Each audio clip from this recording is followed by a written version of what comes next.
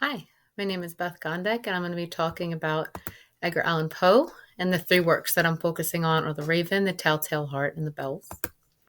So, talking about the raven, this is the excerpt that I chose. And the raven, never flitting, still is sitting on the pallid bust of Pallas just above my chamber door.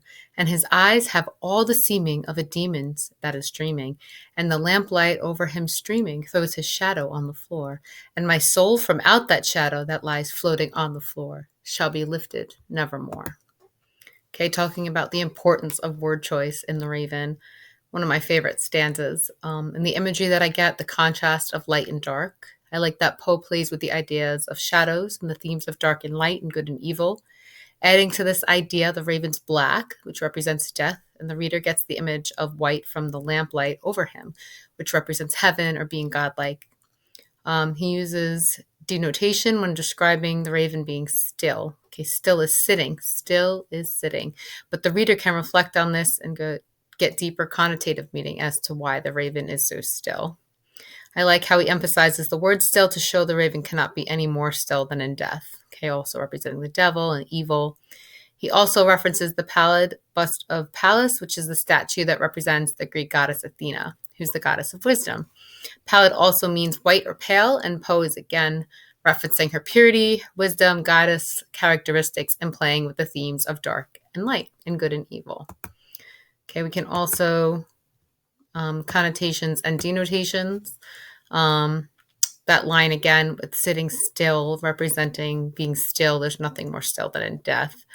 And the raven that represents death that has come to take away his love, Lenore. The connotative meaning of the lamplight over him can represent the way in which he saw Lenore, angelic, perfect, and what life represents to him. Again, connotative meaning of the theme versus good and evil, and how the raven took his love, Lenore.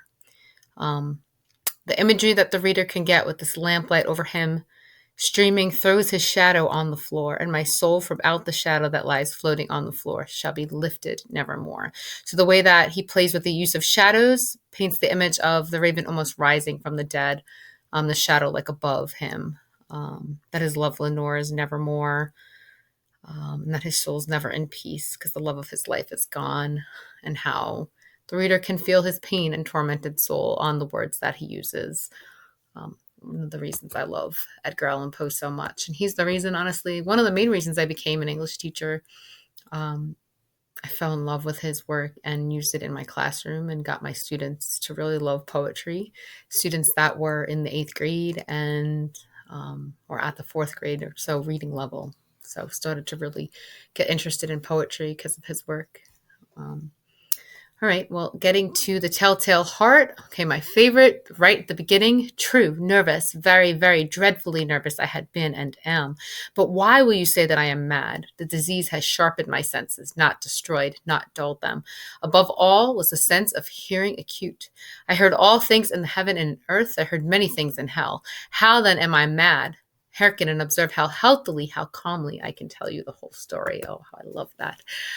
Word choice, just right there alone. He's meticulous in his word choice and how that first stanza just draws the reader into the poem. His use of repetition, very, very dreadfully nervous, is used to emphasize, obviously, his nervousness in the opening line.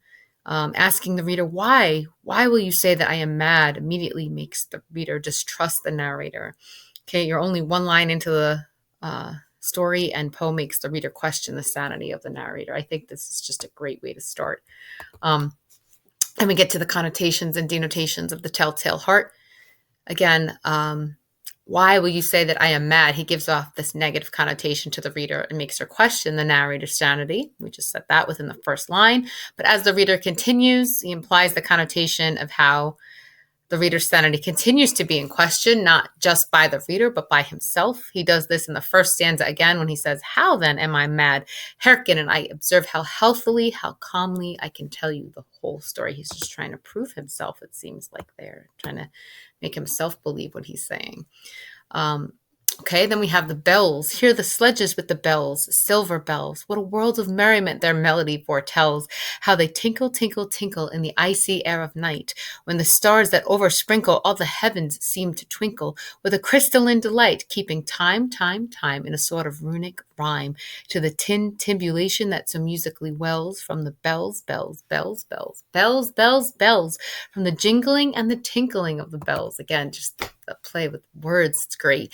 Use of repetition, constantly using this word over and over again. You can feel the musicality of this poem through its meter, through syncopation.